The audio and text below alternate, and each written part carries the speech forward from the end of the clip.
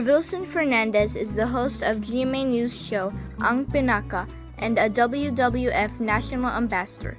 He is best known for his ability to effectively communicate both on air and on stage. Rovilson aspires to inspire in all that he does, and that is what makes him the empowered individual that he is today.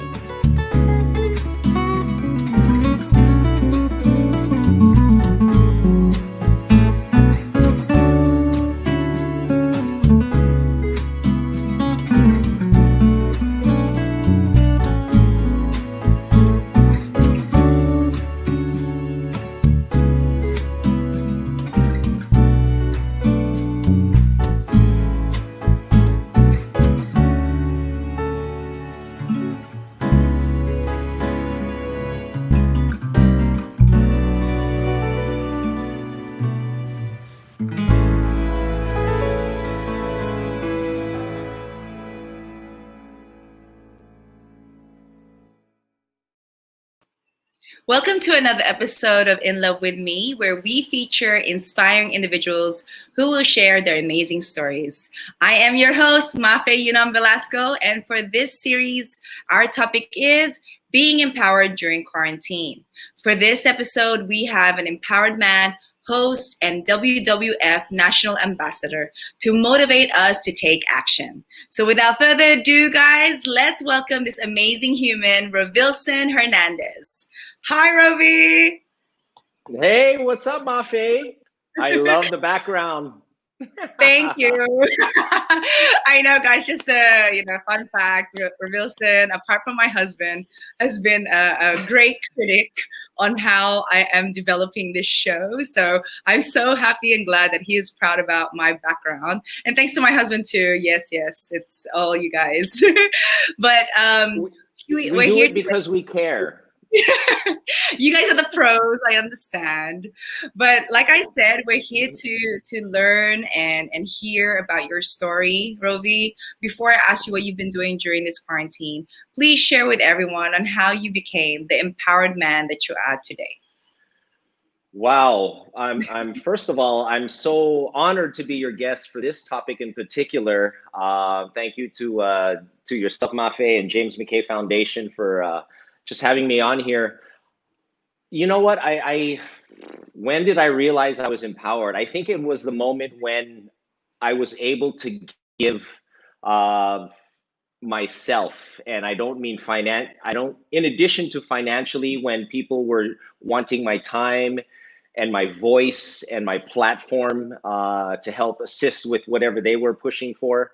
And that's when I really felt, empowered. I guess that came with age, that came with experience, and that came with a little bit of wisdom. So that's when I felt empowered. Mm-hmm. And talking about you giving back, I want to thank you for always supporting our events and our works with the James McKay Foundation. Guys, Rovi has always been such an advocate on giving back and helping the youth, and I really thank you for that on behalf of everyone from the team. So speaking of rewind, we were talking about how long we've known each other, and it's been many years, which I love that because, I'm so happy to see my friends grow and reinvent themselves and become successful people. So let's talk about your hosting career. How did that begin and why?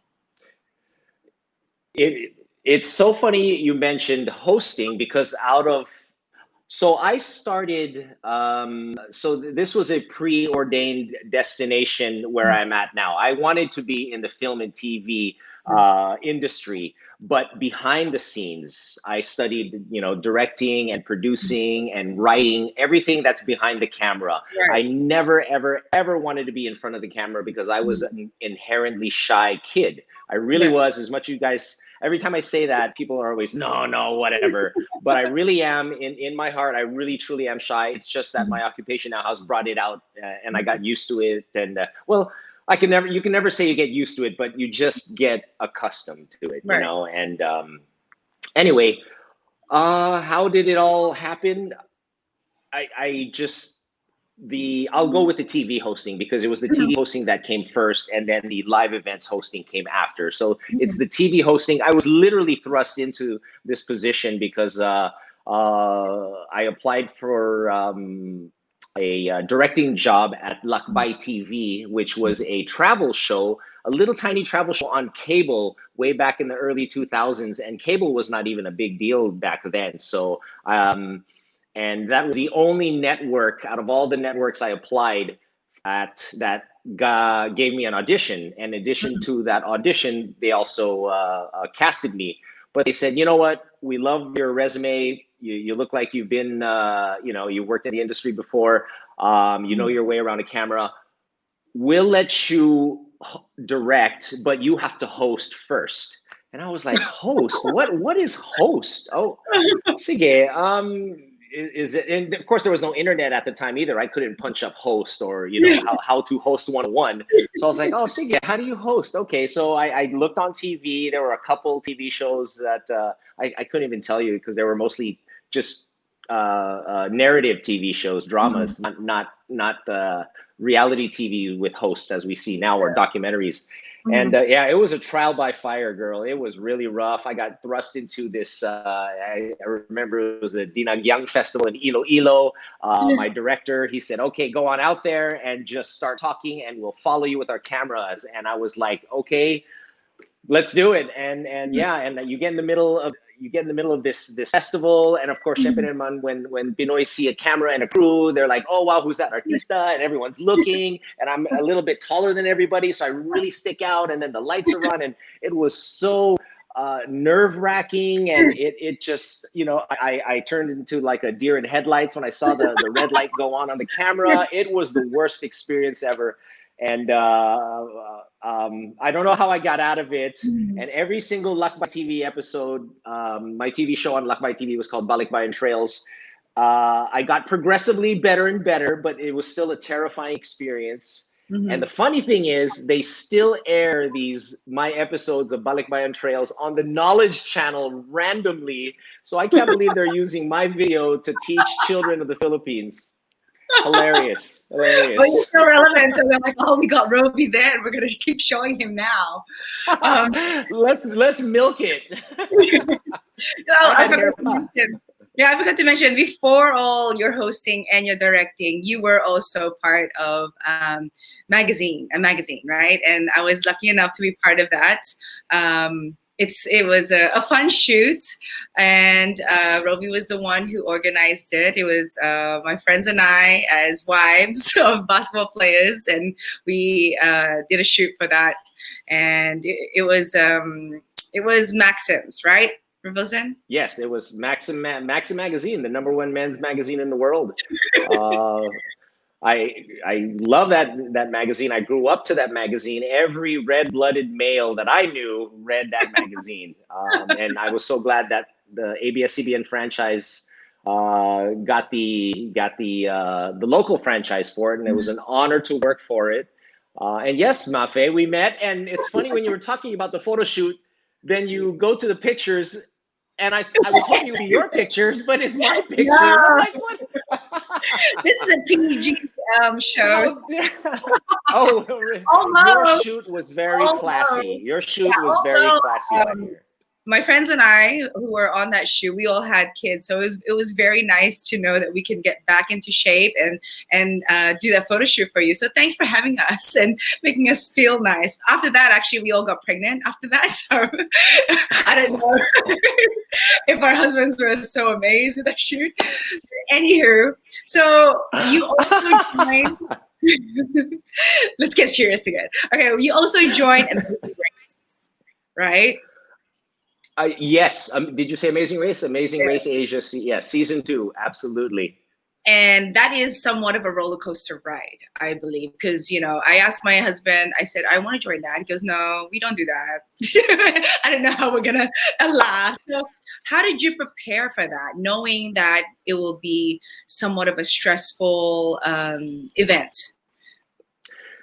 Well, first and foremost, Mark and I are absolutely huge fans of that TV show. If there was a reality show that was my favorite, and it's still my favorite to this day, it's clearly Amazing Race. I was watching Amazing Race before we even auditioned for Amazing Race, the US edition.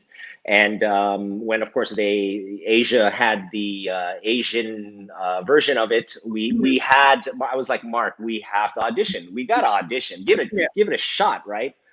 We have nothing to lose, everything to gain. So we got in. We gave an audition.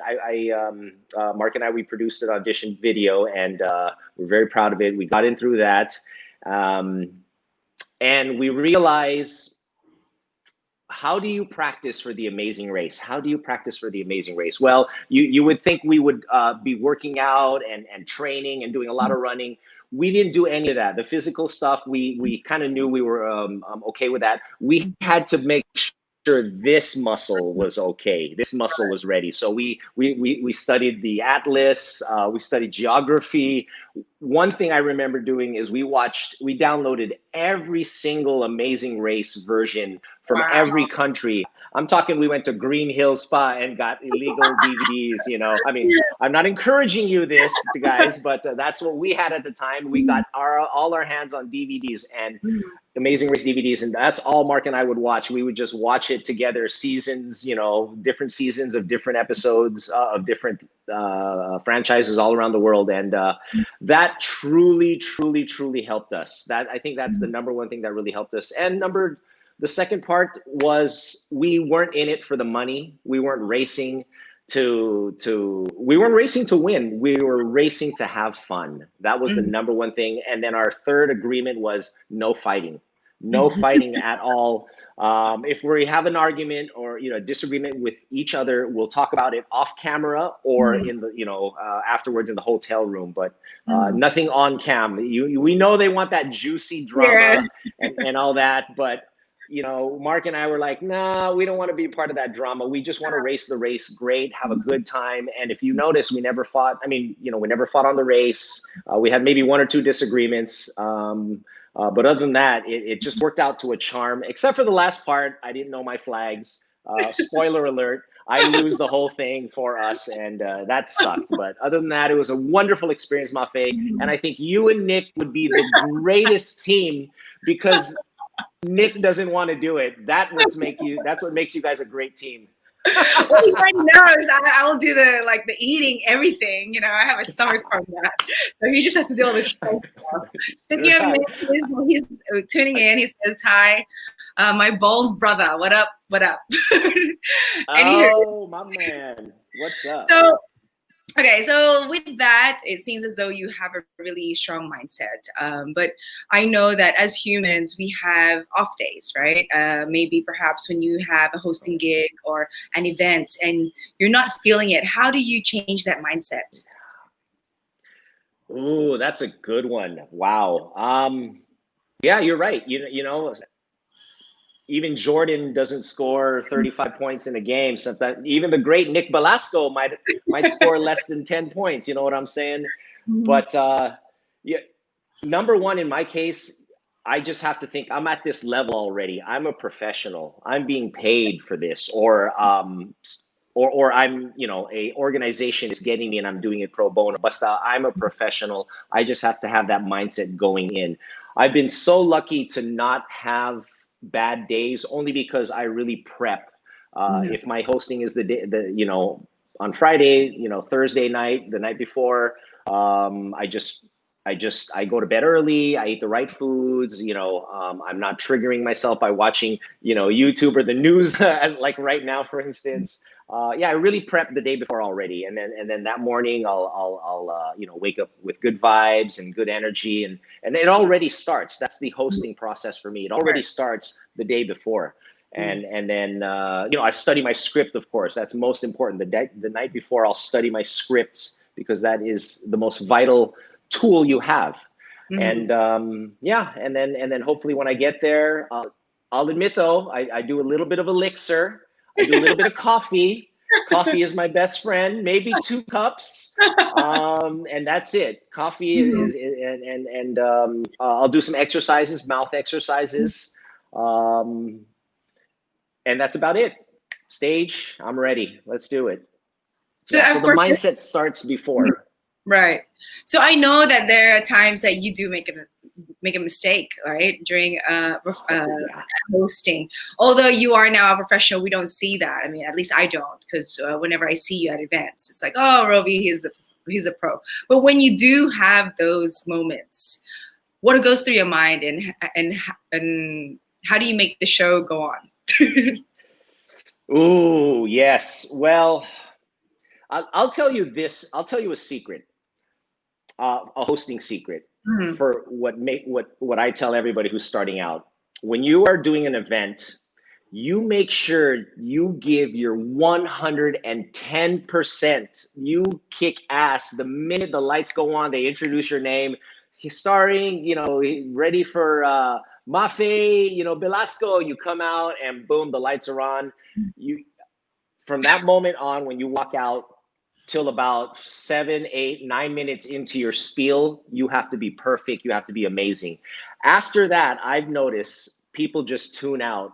People Mhm. don't pay attention anymore. They're like, oh, she nailed the opening or he nailed the opening. Okay, naman, okay, they're pretty good. All right. And then people probably just go to their phones or they'll get occupied with somebody else or something. So just nail the first 10 minutes of your hosting and you can make any mistake you want within reason the rest of the way, because no one's paying attention to you. So Mhm. with that being said, how do I make up a mistake during a hosting? Well, I'll blame it on Mark. I'll say, Mark, I can't believe you said that. Wow, the script says right, So that's why I usually try to host with another partner, and I'll blame it on the other person. Yeah. That's so hilarious. And you guys, you and Mark make such a great tandem. Like, I guess you've known each other for so long, so it's super key that you can actually say, "Hey, we're a package deal," right? So I want to know what, like now we're in, we've been in quarantine.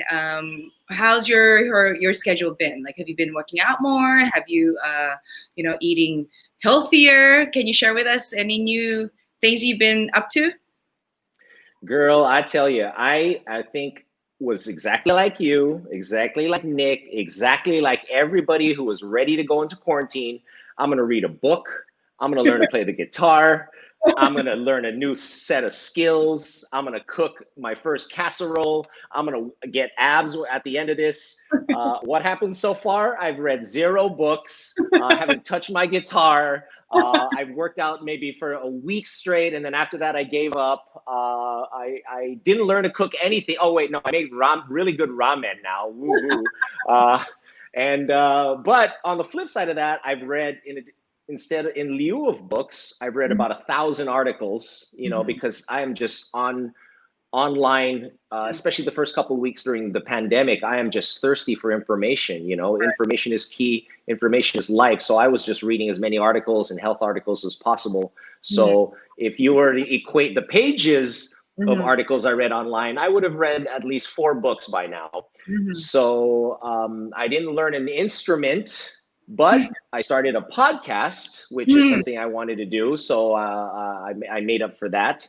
Mhm. I really thought I would go crazy with the Netflix binging, but I haven't. I've only seen a couple things that we had to see: Tiger King, of course, and The Last Dance. But other than that, I've been really good staying away from TV and just going online and just searching and thirsty for information and just watching a lot of my favorite hosts. Yeah. I've been watching a lot of Conan O'Brien, John Oliver. We in our industry, we need to know what they're doing, what the best guys are doing out there, how they're coping, learning tips from them on how to produce things at home. And I'm listening to Joe Rogan and his podcast. So I may not have done the things I promised myself to do, but I'm working on other things. So it's been a productive. I may not have abs, but it's been a productive quarantine so far. Well, you enhance your skills by keeping yourself occupied, by educating yourself, current issues as well as hosts. I think that's a major factor, right, on enhancing your craft, is looking at what other successful people are doing. Is there Yes. any mentors or apart from the ones that you mentioned just now, idols that you've looked up to during your journey of your career? Well, Mafae, excellent question. So when I first arrived in this country, the big thing you had to get, the the hosting, the premier hosting gig was being an MTV VJ, right? Remember that? That was a big deal. In fact, when you retired from being an MTV VJ, it still says former MTV VJ, just because that's how big of it's like attorney Mafae, Velasco, or, you just had to have those letters in front of you. I never auditioned for MTV. I hate to admit it, but I didn't think, not that I was good enough, but it just wasn't my vibe. I didn't want to go that route. But I tell you, some of the best hosts were that generation. So I would watch, when I was barely learning my craft and how to host, I would watch Donita Rose. Oh my gosh. I don't know if you know who Donita Rose is. She was one of the best hosts in not just in the Philippines, but in Southeast Asia. She was amazing. Belinda Panello, I think it was her name. She was the other co-host. Casey Montero doesn't get enough credit. One of the better hosts out there. I found that his style was my style, that silly amboy. But he was very refined, he's galing. He still is galing to this day. And another girl who is just amazing and is still my favorite host to this day is Joey Mead. I was watching a lot of her on Channel V. And I remember she shook my hand one time. I met her in the lobby, and she shook my hand, and I was so kilig. I was like, "Oh my God, Joey Mead shook my hand. I'm gonna be a good host." Joey's amazing. Diba? So Joey Mead's fantastic. She knocks it out the park every single time. She turns it on just like that, and that's what I try to do. I watch and emulate my favorite hosts on TV. And then I see what they do, how they handle situations. And then from there, you put in your own stamp. You don't want to copy them. You just want to see what they do, how they handle situations, how they deal with things. But then you put your own flavor. They're not going to want to hire a male version of Joey Mead. They're going to want to hire Rovilson Fernandez. They're going to want to hire Martin Nelson. You know what I'm saying? So you put your own flavor into it. But watch the best. Do what they do. That's why they're the best. Yeah, I just watched the Michelle Obama docu on Netflix, and because she was launching her book, right? And I just watched how she got all the top hosts to be her host. Oh no! Yeah, you gotta watch it. No, send me that link. Who are the hosts? It's on Netflix. Okay. Michelle Obama's thing. Yeah, Michelle Obama's docu when she was promoting her book. So that's one to watch. She had male and female, of course. Oprah was part of it, and then there was other Conan, your favorite. He's there too.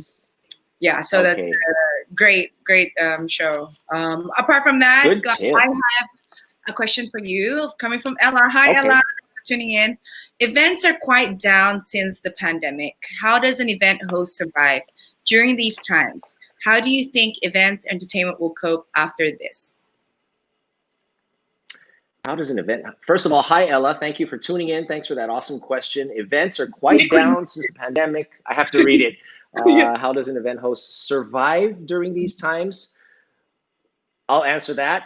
You better hope he saved. He better have saved money if that. And what was the second question? Oh my goodness, I'm so sorry. You're gonna have to put that up again. Entertainment will cope after this. Ooh, yes. Oh, I'm an events guy. I love mingling with people, meeting new people, networking. I'm a people person. So things are definitely going to be different. There is now events. A lot of events are being launched online. We've had a couple of fashion shows, which Tim Yap has launched. Louis Quinones just launched one recently, and I know. Oh my gosh, he was the first. The director of Saga, Robbie Carmona. Robbie Carmona. Yeah, he did Rahul's show, right? Yes. Just recently. I think that's going to be the new normal for a little bit until, of course, there's a vaccine. But maybe even once we get a vaccine, and people realize, oh, you know what? This is pretty convenient. Hosting a full-scale production like this, it's still legitimately you can reach more people actually. Through a Zoom or an online, hosting or event, you can actually reach more people. But yeah, so it's going to be the new normal. Get used to it. As a host, we're going to have to learn new techniques. We have to, of course, purchase new equipment. There's a lot more things that that you have to study if you want to be one of the better ones. I know Isa Leton, one of the better hosts in the country as well. She was giving seminars already on how to host online. Fantastic. She's fantastic herself, so she's the perfect person to give it. And how does one survive? How does a host survive during the pandemic? Yeah, I hope you save money and you create other avenues, other opportunities for yourself. The internet is where it's at. So that's why I and myself and Mark, we created a podcast, something we've always been wanting to do, but now due to these times, it forced us to do this podcast. And we're so 8 episodes in now, and we're so bummed that we should have done this years ago. It's so much fun. It's so easy. I hated that a pandemic had to force us to do this, but it is what it is. So what do you talk about in your podcast? Every episode is different. So last week's episode I loved last week's episode. It was Throwback Thursdays. Our episode airs every Thursday. So we're like, hey, let's do a Throwback Thursday. And I was like, perfect. So we the whole topic was about the 90s. That's when Mark and I kind of grew up around that era. Best era in music. I don't care what your audience says. Best era in music, best movies. The fashion was on fire back then. The shoes, that's when Jordans came out. So we reminisced about that. And I don't know if you know this, Mafae, you're probably a little young, but Mark Nelson, Franco Laurel, and Troy Montero hosted a TV show called Keep on Dancing. This was prime time Saturday night, 10 p.m. It was my mom's favorite TV show. Oh my gosh, she would watch it. I think Joey was a host there too. Maybe she guessed it as a dancer, but Charlene Gonzalez was the other female co-host. Yeah. Yes. And that was the #1 show of ABS-CBN, huh? And Troy Montero was the marquee guy, and he was bigger than Piolo Pascual, like ever could have been, and this was pre-internet. So I knew who they were before I even moved to the Philippines, and my mom loved watching them. And anyway, yeah, so we got back Franco and Troy, and we had a reunion with Mark on the podcast. Yeah. And I had so many questions. Yeah. And for sure, they have to be great dancers by now. That was like way back. But I do remember that. They had like a really big studio, and they had all the dancers there, and it was just all ballroom. I think even the older queens, my aunt and her batch were like always guests there. But it was nice. I got to guest there. No, I didn't get to guest there. I just visited and watched the show. So no way, you did. Yeah, I did. That was, I think, 1999. I went to. Wow. Yeah, I remember that. Wow. Were you already living in the Philippines now? Not yet. No. I that was when I won Miss Philippines Australia, and I came to donate the winnings, and that was one of my guestings for that visit. Oh, cool! Really did you meet Mark though, as a fellow Aussie? Were you like, hey, oi? Did you say what's up to Mark? Quickly, only really quickly. So I don't know if he remembers that, but I met him when I finally came and lived in the Philippines. But I do remember that. Awesome. I was like, man, wow, this is, they had tall Filipinos here too. Aussie pa. Yeah. So going back to your career, maybe one of the questions I wanted to ask you is, what would be, in your bucket list that you haven't hosted for yet? That if ever, like just minus this pandemic, it was on your bucket list to host a certain brand or a big event, what were they? I'm so glad you brought that up. It has nothing to do with brand. I got tons of brands I'd love to host for. I'm so sorry I'm going to say this. I don't know. I don't care if I'm going to get in trouble, but I would love to host a Miss Gay pageant in the province or is there a big one, a Miss Gay Manila or something, Miss Gay Philippines? On TV, but not like a big one. But a local one naman. And I would just have the greatest time, I think, and I think Bianca Valeria, we were talking about this one time, and because she hosts them all the time, and I was like, Bianca, I would love to co-host with you, man. Please, ask if I'll do it for free. I just want, I want that experience. So You will laugh. it's. You will laugh nonstop. I'm sorry. You will laugh nonstop. Yeah.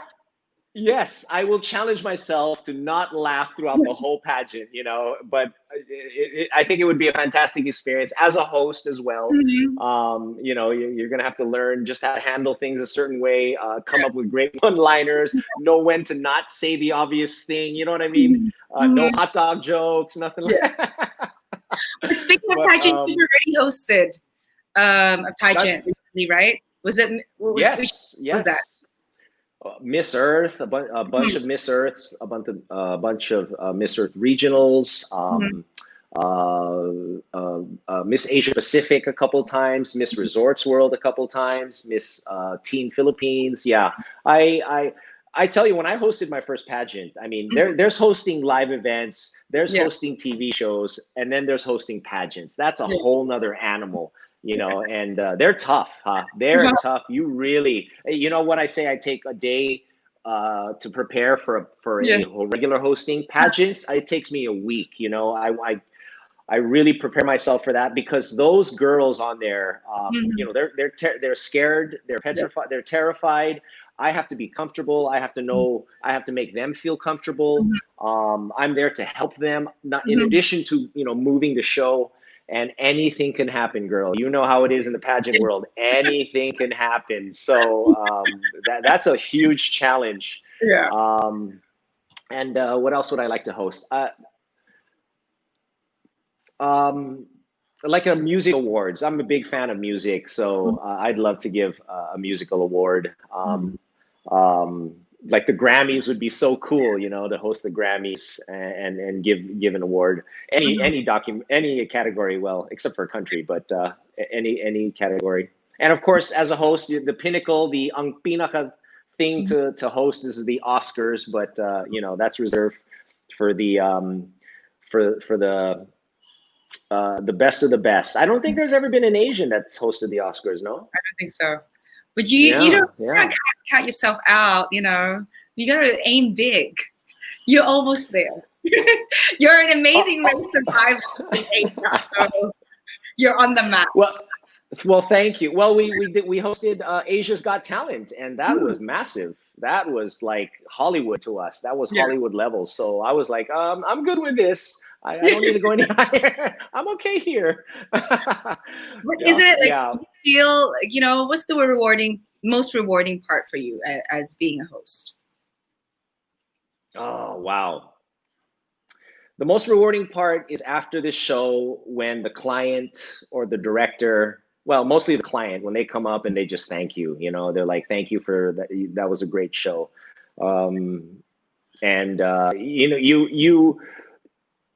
You try not to be the focus, you just, if you're hosting a product launch, you don't want to be bigger than the product. You just want to just make the show go and make sure it runs smoothly.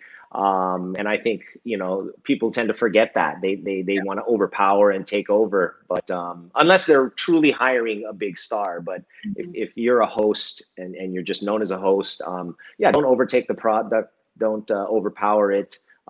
Be smooth, so that's the most rewarding for me. And the second one is pictures might come up and I might repost it and on Facebook, and my mom follows me, and I love it when she comments, and for me that's the second most rewarding thing is when my mom's comments and says, "Oh, Anak, you did really good," and thank you, Mom. It's because of your karaoke machines at home. I practiced. Thank you, Mom. You did it.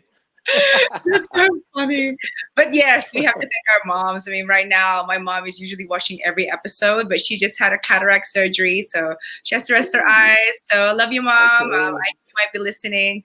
But I want to go back to just really quickly. When you would do the pageant hosting, do you hold yourself from really laughing when a girl... when it comes to Q&A, because I know it's really tough. I'll share with you a story. Like with me, give me a story. Yeah, please. I don't know why I said this, but when I joined Binibini Pilipinas 2003, our host was TJ Monotok, and when he was about to ask me the question, it said on my profile that I can speak 3 languages, right? So he said it: French, Spanish, and Chinese, or something like that. And I was just like looking at him, and then I said under my breath, "Don't you dare ask me to speak any languages." And so I guess that was his next, like, next question to ask me, like, oh, maybe you can give us a greeting, and I beat him to it. And then he's like, oh, okay, so I won't ask you that right now. I'm like, oh my gosh, I just told you not to mention it.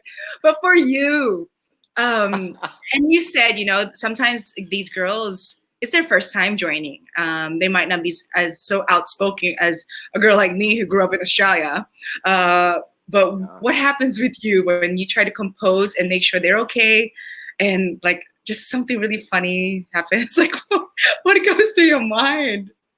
Yeah, no, you girl, you got, as much as I want to crack up, there's been many things that have gone wrong in the Q&A, and it is terrifying. It really is. I think that the Q&A might be more terrifying than the bikini portion of a beauty contest, because at least the women and the contestants have prepared. They've prepared their bodies, but the Q&A, you don't know what's going to come out. So it's terrifying. Wouldn't it be crazy if they combined the bikini swimwear section with the Q&A? They did that to us. They did that to us. What? Yeah. Are you serious? That's horrible. Back. If you find on YouTube, we were wearing like even the Hershey's and Kisses cover, the color gold and silver. Half of the girls were wearing silver bikini, half of the girls were wearing gold bikinis, and it was like super high cut, and we're just like standing like, oh my gosh, practically half naked trying to answer this question. So right. I know as the host, they were also feeling uncomfortable, but for you, you've been there plenty of times. Yeah, but I think now it's gown. It's gown now. No, but it better be. Sorry, this was the top 15, I think, or the top 20 was the swimsuit question, and that's where they broke it down to like the top 10, top 5. Oh, or at least a sash, I mean, come out in the bikini wear, that's fine. But then when you do the question, wear a sash around. You know what I'm saying? It's like that is anyway, that's terrifying, and that is not fair for the candidates. But you as a host, you just know you got to be on their side. You got to have empathy. I mean, I'm nervous up there, and I have the easy job. So how much more with them? So you just really got to reassure them. I don't think I've ever cracked up. I bite my tongue. Or I look the other way, but I try not to be again bigger than the show. It's the candidates. Their focus is on them. So but I feel so bad. I really do. So I just want to hug them. Oh God, it's okay. There's only 80 million people watching. It's okay. Okay, so we're going the serious side of things. You have been a national ambassador for WWF, and Alexandra here has a question for you. How has your experience with WWF shaped you as a person? Well, Alexandra, hello. Thank you for tuning in. Great question. I was already a environmentalist, and I use that word loosely because people are so scared of the term, but guess what? If you don't throw garbage on the ground and you properly throw it away, or you don't waste water, you are an environmentalist. We are all in our own way environmentalists. So I've always been somebody who championed Mother Nature. And it all started with my parents. We literally lived next to a creek in California, which was the greatest thing that my parents have ever done, as far as when we were kids.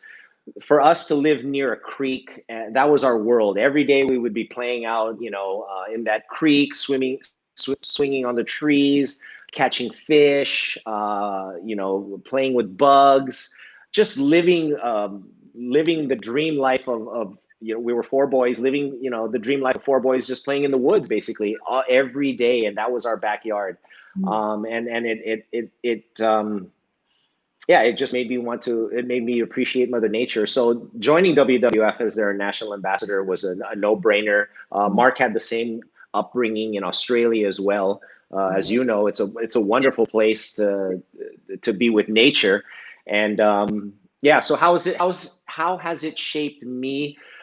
I love the projects that WWF does, and WWF is not just about the foliage and terra and the oceans. It's also about people. It's basically a conservation group that encourages the harmonious and symbiotic relationship between Earth and humans.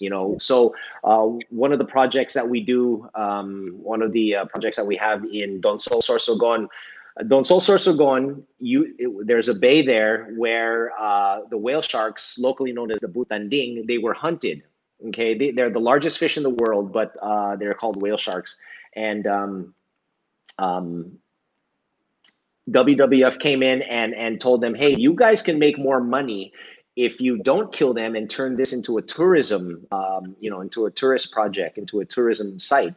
And yeah, so they trained the hunters into being guides, and now instead of killing them, they're protecting them. And all the huge influx of tourism money that came in, they turned this small, poor fishing village from a fourth-class municipality into a first-class municipality, within a couple decades.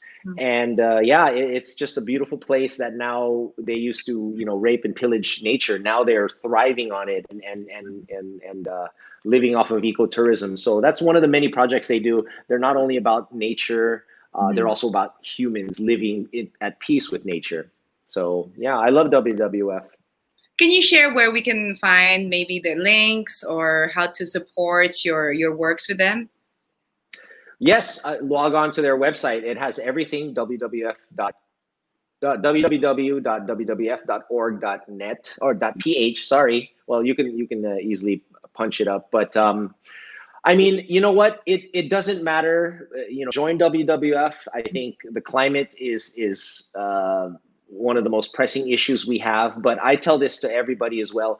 Have one passion. Either if it's education, if it's the environment, if it's health,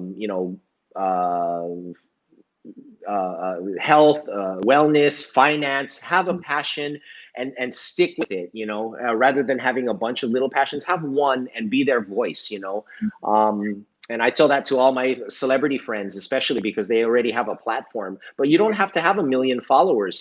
If you have 5 followers, you already have 5 people that are willing to listen to you. They're following you for a reason because they believe in your word, So, be passionate about something, be it children or education or the environment. Like I said, pick one and embrace it. That's how I, tying back to your episode, that's how I feel empowered. The ability to give back.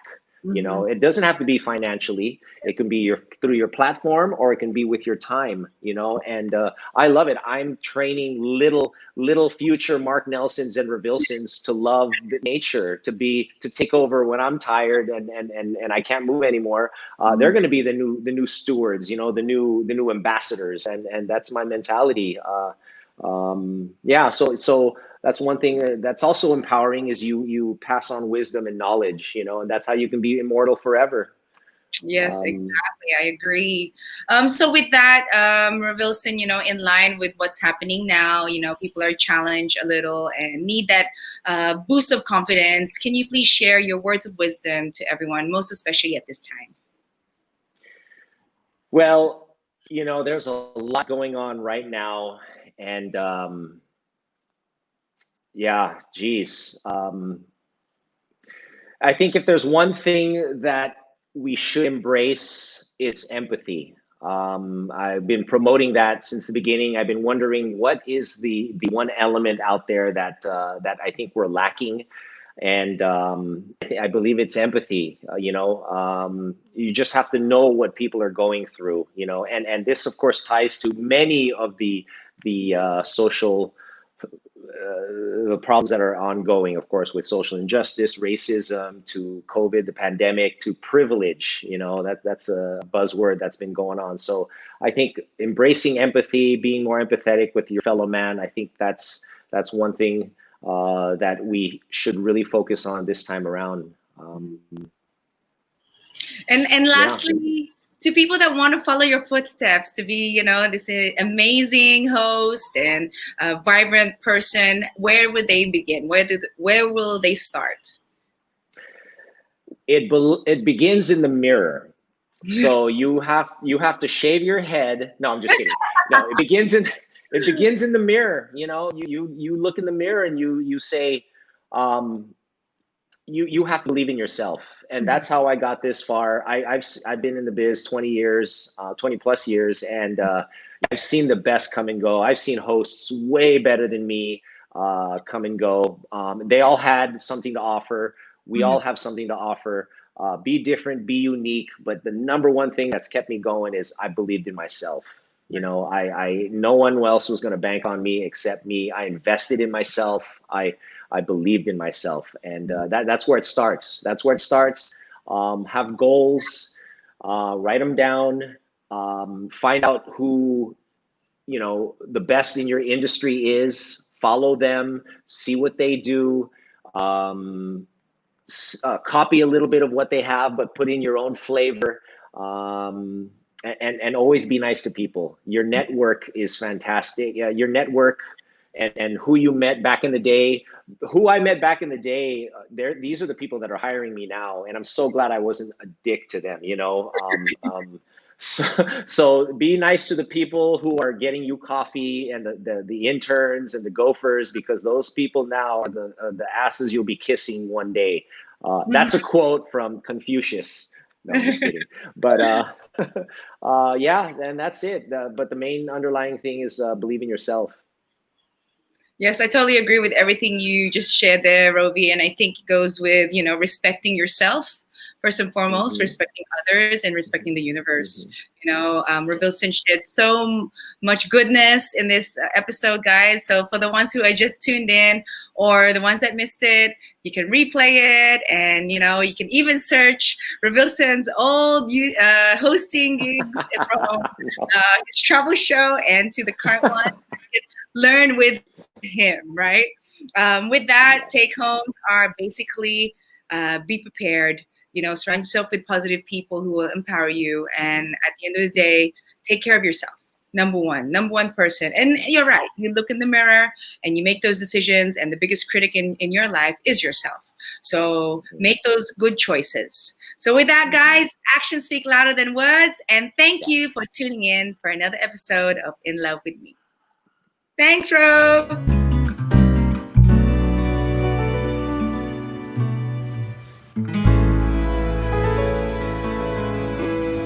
Thank you for watching In Love With Me series.